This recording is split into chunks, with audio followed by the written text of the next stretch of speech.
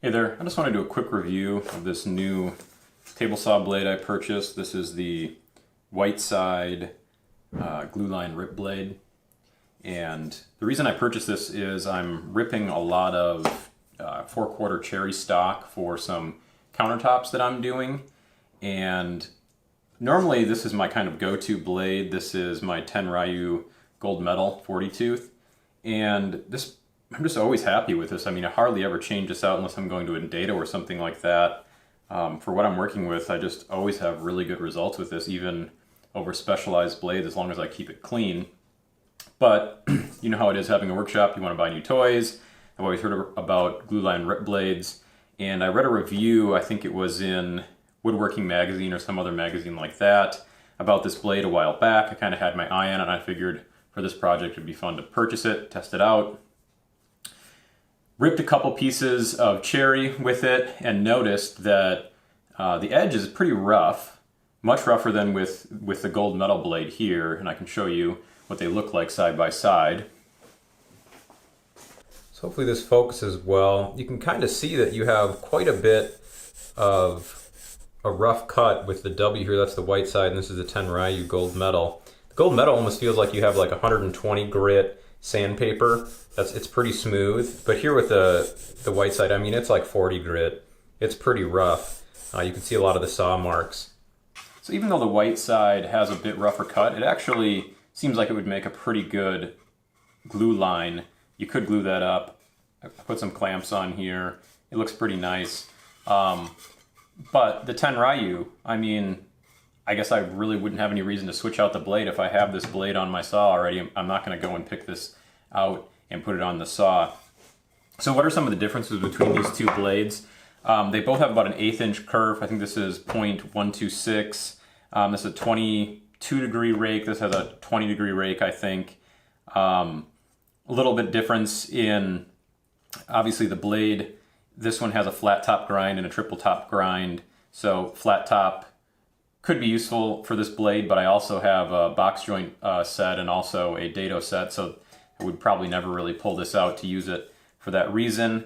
I did get a little bit of a little mark here on the Tenryu blade, so there could be potential for a little more burning on this blade.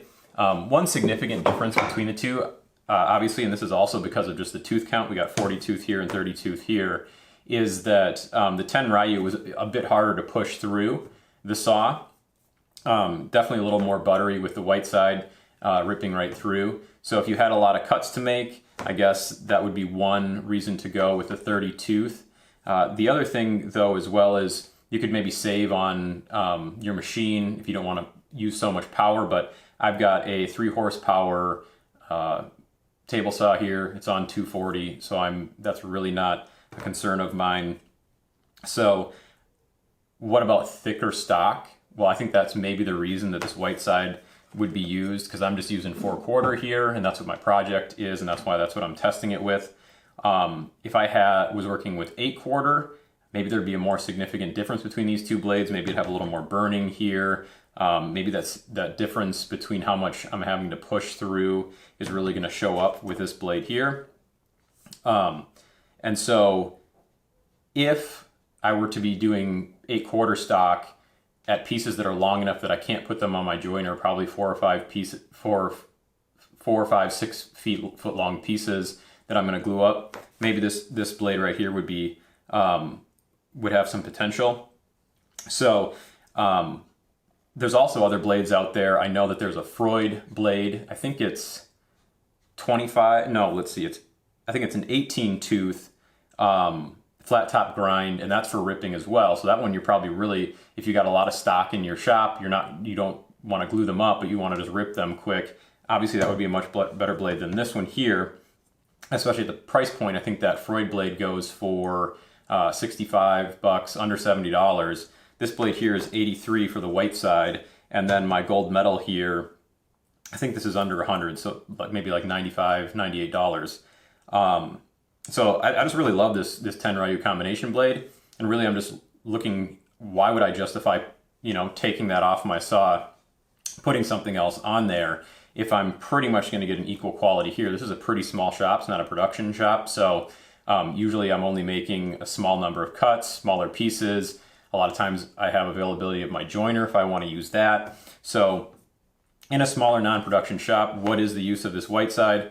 Like I said, it probably its main purpose would be for thicker hardwood stock that's long enough that I wouldn't want to run it on my joiner, and it would be worthwhile to switch it out for that. Probably not something I do a lot. I do have a lot of different blades. I've picked up quite a few at estate sales. And so I think I have a woodworker blade.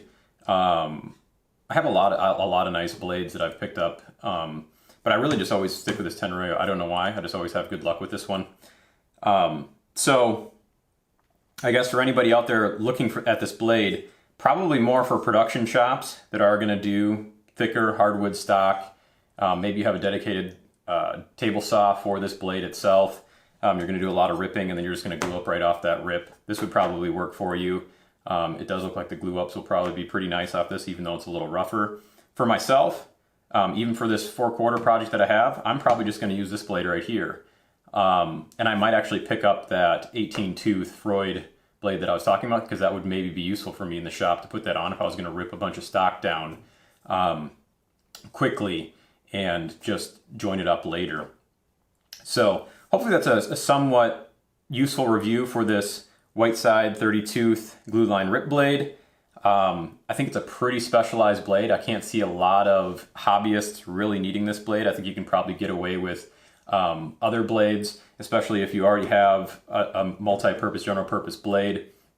Probably save the $80 and put it towards something else. Like if you don't have a nice dado stack yet, save up for that. And there's other blades that I think you can get away with. So not an awful blade, but I just don't feel like for my shop it was a great purchase. And I kind of wish I would have put the money somewhere else. But hopefully this is useful for somebody else out there that's looking for a glue line rip blade, and also is looking at this Whiteside blade, because there really isn't much information out there other than a few Amazon reviews and that Woodworking Magazine article that I mentioned. So thanks. Hopefully that was useful. Leave some comments in the comment section.